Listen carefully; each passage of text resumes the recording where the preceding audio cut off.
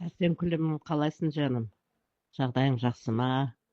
Иә, тамаша мына жіберген әнің дұрыс. Қашанда мейірім мен сыйластық үзілмесін.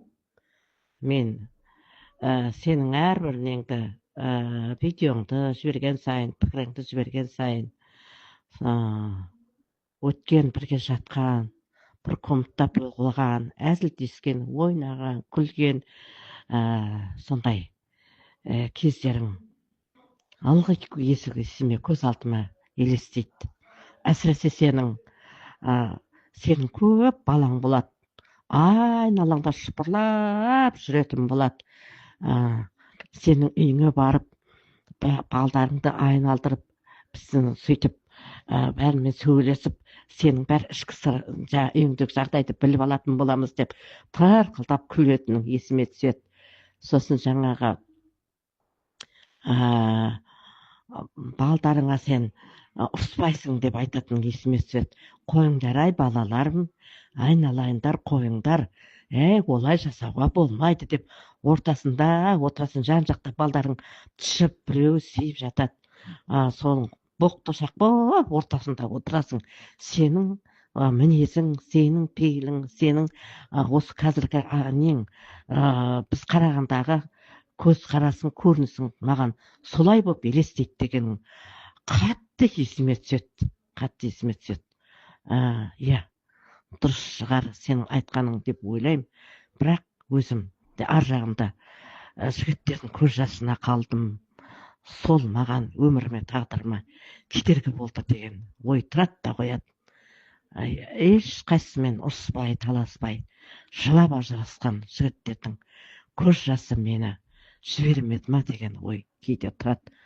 Бірақ дегенмен тағдырыма ырзамын, Алланың көрсеткен ырзамын. Ақыры жақсы ғой, қанағат бәріне шүкір деген тоқтамға келем. Өйткені бұрында да айтып жүрмін, анам айтатын, жігіттің көз жасы деген өте қиын болады, ер азаматтың көз жасы деген. Қимастықпен қоштастым бәрімен де, жылап қоштастым, бірақ тағдырға ешқандай қосылуға мүмкіндік жоқ, лажым жоқ болды. Әйтпесе оларды ешқандай жаман жігіттер деп айтпаймын, бақытты болсын деп сол кезде де тілегенмін, өмір бойы тілеп жүрем. Осы мына кісіге келсем де аналардың да жақсы өмір сүруін Алладан тілеймін. Бірақ көз жасына қалдым ба деген ой тұрады да қояды көкейімде. Сәрсенкүл, сенің айтқан пікіріңе кереғар өмір сүрдім ғой мен. Сол кезде мен ылғи ойлайтынмын сені. Сәрсенкүлдің айтқаны дұрыс, бірақ мен жігіттердің көз жасына қалдым деп. Солай жүрегімде тұрады да қояды. Бәріне шүкір, бәріне қанағат, бәрі өзімнен деп ойлаймын. Солардың ықыласы қатты ауды, қатты жақсы көрді, шынымен сүйді. Бірақ мен көз жасына қалдым. Қалай істейін енді, басқа амалым жоқ. Бірінші курста қосылайық дейді. Екіге өткенде оған қалай қосылам? Алдында әбішем бар, өзім оқудамын. Алдында үлкен арманым бар, мақсатым бар. Соны айттым. Ана жігіт қырғыз болды, соны айттым. Ана жігіт енді жақындықта мін жоқ. Бірақ ол енді жалғыз өскен бала болғандықтан мен көптен шыққан, екеуміздің де көп нәрселеріміз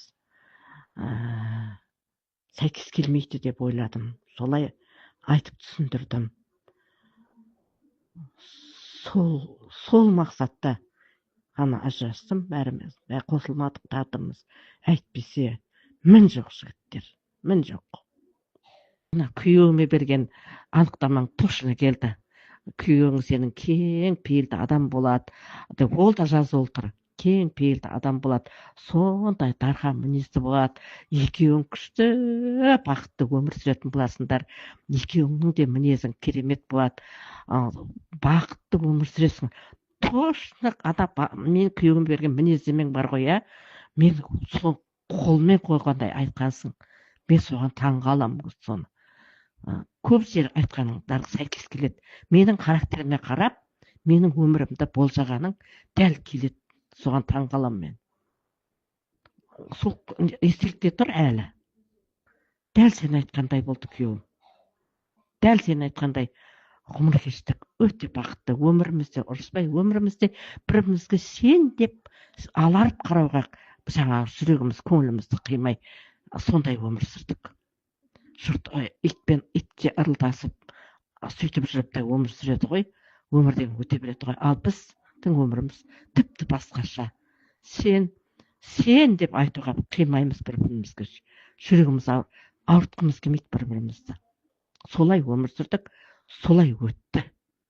Сонымен кетті. Ырзамын дейміз сондықтан, өміріме ырза болатыным сол әсіресе.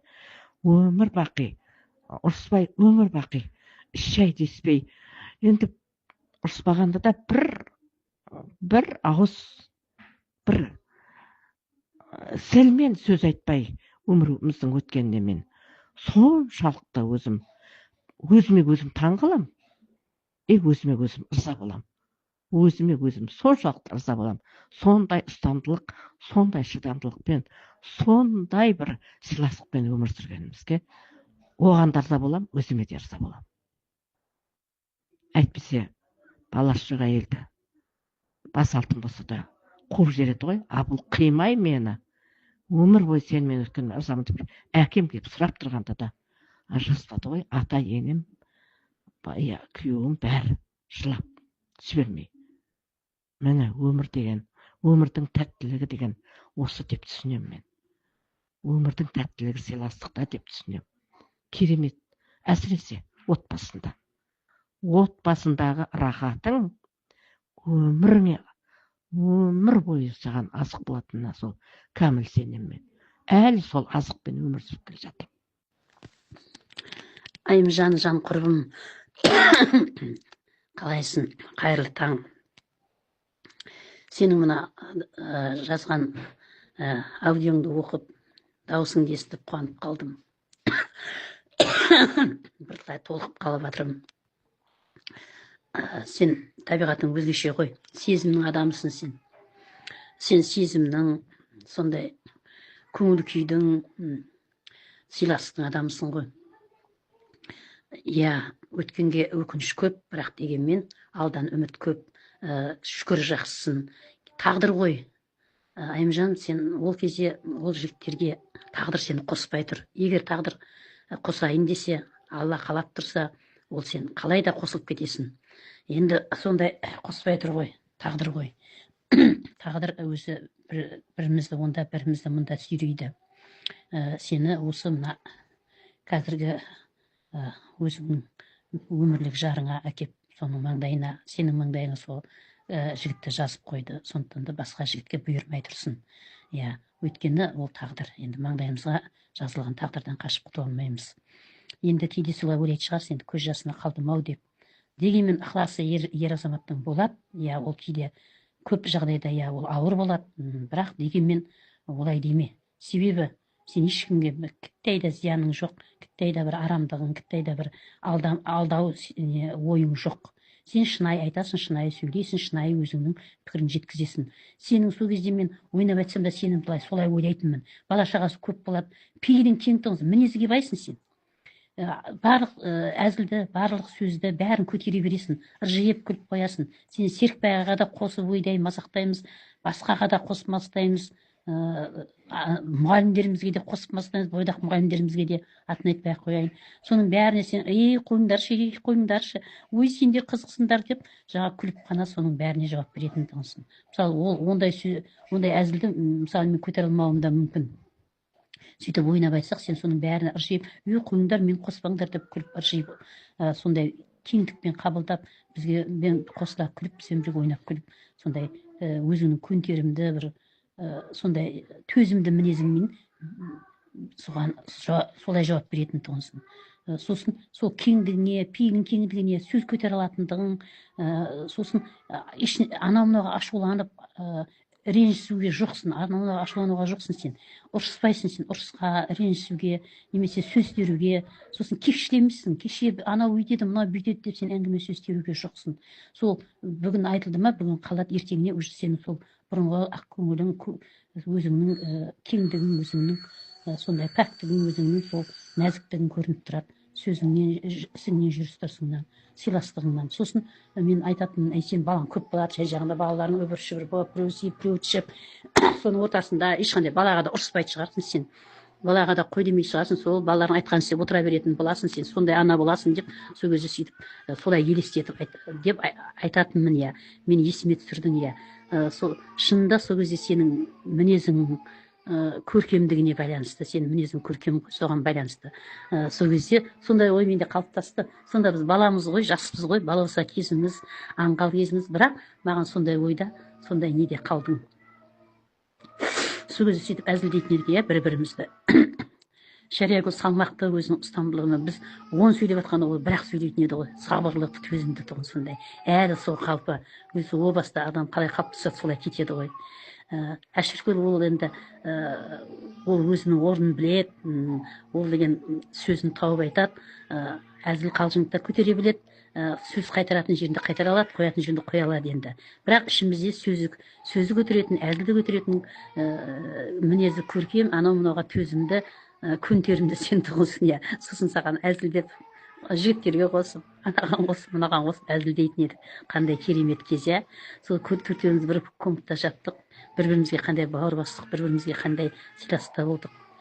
Біз еш уақытта ұрысып таласып көрген емеспіз, бір-бірімізге қатты сөзді айтпаппыз ғой. Иә, білмеймін, біз сондай бір-бірімізге табиғатымыз жақын болды ма, мінез құлқымыз жақын болды ма.